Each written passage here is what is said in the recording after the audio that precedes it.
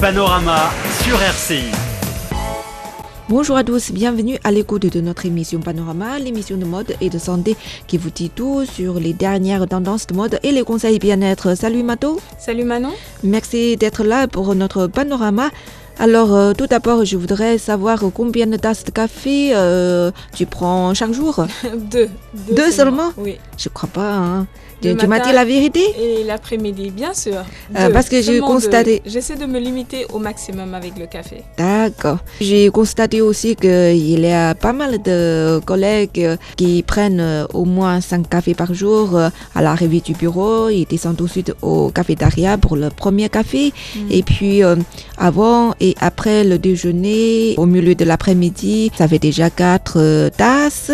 Et puis, juste avant la sortie du boulot, alors ça fait 5 tasses de café. Tu sais, la grande tasse beaucoup, hein? Oui, c'est un peu beaucoup, hein. La grande tasse de café du matin, le petit noir du 11h, tout ça que j'avais énuméré. La boisson réconfortante et énergisante rythme bien notre journée. Mais tu sais, consommer avec modération, ça pose pas de problème. Si on consomme trop, hein, là, ça va poser de vrais problèmes sur notre santé. Hein. Tout à fait Manon. En trop grande quantité, le café, le doux breuvage, disons, s'attaque sérieusement aux nerfs et ça peut provoquer anxiété, agressivité, tremblement, tachycardie. Oh là là. La plupart du temps, tu verras les personnes qui sont vraiment accros au café, parfois ils te disent j'ai le cœur qui bat souvent très fort, c'est de la moi aussi, tachycardie. Hein. Si je prends trop de café, le corps pas trop vite. Voilà. Alors aujourd'hui, on va présenter 7 alternatives pour rester en forme tout en évitant de devenir une caféinomane. Ah d'accord, j'ai hâte de les savoir. S'il y a quelque chose vraiment qui peut poster la journée à la place du café, j'aimerais bien le tester. Hein. La première chose, c'est quoi? Je pense que ça doit être les fruits. Hein, Absolument. Oui, les fruits. Raison. Mais j'ai un doute. Est-ce que les fruits postés... Bah oui, parce que souvent, dans pas mal de fruits, nous retrouvons la vitamine C. Et celles pour qui le sevrage commence dès le premier repas de la journée ne peuvent faire l'impasse sur le grand classique vitaminé, les fruits. Les agrumes tels que l'orange, les kiwis ou le pamplemousse ont une teneur particulièrement forte maintenant en vitamine C. D'accord, les 3 choses. Voilà. L'orange, le kiwi et pamplemousse. Ah, pamplemousse, j'adore. Hein. Quand j'étais au Mali, j'en ai mangé pas mal. Hein. Alors retiens bien qu'en plus de renforcer le système immunitaire et d'être antioxydante, cette dernière est un booster naturel. Naturel. Voilà, ça bon, c'est très important. Tout à fait. Ce qui est bon à savoir, il faut préférer les fruits frais sous toutes les formes ou au jus industriel. Ah d'accord, je ne peux pas acheter au supermarché des boîtes de jus d'orange. Voilà, non. Après tu te dis que j'ai bien consommé ma vitamine C, mais les fruits frais, c'est beaucoup mieux que les formes au jus industriel. Mais des fois, ils ne se sont pas suffisants pour un petit déjeuner équilibré, peut-être seulement le jus. Non, pas seulement le jus, il faut l'accompagner bien entendu d'un apport consistant, des tartines beurrées ou des céréales, en évitant les viennoiseries. Pourquoi? Parce qu'elles sont longues à digérer en fait et fatigantes pour l'organisme. Ah, sinon je pense que les viennoiseries contiennent beaucoup de calories, c'est un bon booster. Non. En fait c'est de non. De temps en temps, c'est pas méchant, mais régulièrement préférez les fruits accompagnés de céréales ou bien des tartines. Mais si 2 petites clémentines ne sont pas suffisantes, on peut prendre d'autres genres de jus. Par exemple, dans la matinée, bien sûr, tu peux te tourner vers le jus énergisant à consommer à la maison avant de partir pour le bureau ou bien à emporter avec soi. Emporter avec moi. Ça c'est bien, comme ça je peux consommer dans le bureau. Je viens d'apprendre une nouvelle à la télé, c'est que si on emportait le jus avec un verre métal ou bien plastique, c'est pas bon. Donc, il faut éviter le plastique, en tout cas, il faut l'éviter le maximum possible. Mais tu verras qu'en Chine, pratiquement tous les collègues, même dans la rue, les vendeurs de rue ont souvent des thermos où ils gardent leur thé chaud, on peut aussi y conserver. D'accord, on peut les servir pour emporter le jus avec nous. Alors, si on prend le café, je pense que la principale raison, c'est qu'on est fatigué des fois. On voulait trouver quelque chose anti-fatigue. Pour remplacer le café, est-ce que tu peux trouver quelque chose qui est aussi anti-fatigue que le café? Alors, on va donner aujourd'hui une recette peut-être. Une recette particulière, c'est-à-dire le citron, qui est riche en vitamine C. Ça se marie très bien avec le gingembre. Quoi? Le gingembre? Tout à fait, qui est reconnu comme booster naturel également. Le miel, quant à lui, renforce le système immunitaire et adoucit le jus. Le miel, ça fait pas dormir? Non. Et en pratique, il suffit de presser un demi-citron que l'on mixe avec un morceau de gingembre frais et 2 cuillères à soupe de miel dans 50 centilitres d'eau froide, et il ne reste plus qu'à filtrer le tout et le tour est joué. D'accord, c'est pas très compliqué pour le préparer. Voilà, mais tu as bien retenu. Quels sont les 3 éléments? Les 3 éléments, c'est le citron, le gingembre, alors il y a le miel aussi.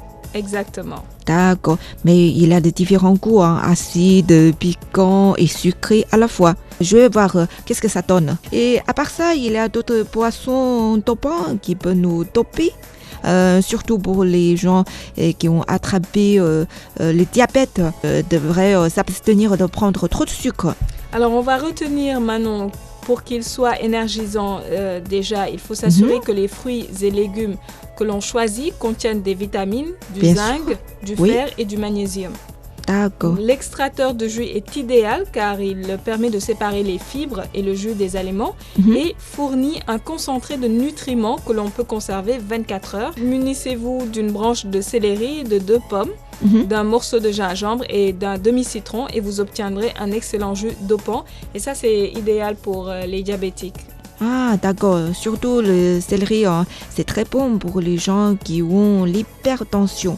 Si je veux quelque chose qui sont faciles à glisser dans la poche, c'est pas comme le jus. Si je renverse le jus, ça va salir mes vêtements. Il y a quelque chose de facile à glisser dans la poche. Alors, ce sera merveilleux. Bien sûr. Alors jusque-là, je t'ai donné des recettes de jus que tu vas utiliser pour remplacer le café. Oui, des boissons, de différentes boissons, oui, le matin. Mais souvent à 11h également. Alors, quand on est accro au café, on a tendance à en vouloir davantage vers 11h. C'est comme le marathon, on est au bout du souffle. Alors, à la place, on peut prendre des bananes séchées, des abricots secs, du noix du Brésil, des amandes. En plus d'être faciles à glisser dans la poche, ils sont de merveilleux alliés contre la fatigue, Manon.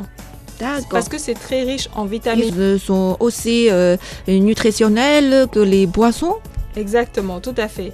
C'est des antioxydants et ils boostent en pleine baisse de régime au milieu de la matinée. Finalement, on arrive à midi, on peut se mettre à table, c'est l'heure de manger. Dans ce cas-là, on va manger beaucoup de viande. On est privé déjà du café, donc pour le remplacer, on va s'attaquer uniquement à la viande. Alors Manon, je sais que tu adores la viande, mais je te conseillerais plutôt de mettre ton assiette au vert. Au vert? C'est-à-dire tout ce qui est riche en antioxydants et fer. Le persil, par exemple, ça contient aussi les nutriments idéaux pour dynamiser, en plus d'assaisonner et de colorer son déjeuner. Les brocolis, les épinards, les asperges, tout cela, c'est reconnu pour avoir les mêmes vertus. Alors, mieux vaut les consommer encore une fois frais pour qu'ils conservent leur qualité nutritionnelle. D'accord. Voici le moment le plus critique qui est venu. Comme on a l'habitude de conclure le déjeuner avec un expresso, à la fin du repas, ça devient une habitude. Dans ce cas-là, pour éviter de conclure son déjeuner avec le café routine, qu'est-ce qu'on va faire? Alors, les plus déterminés peuvent choisir une tisane de ginseng après le déjeuner.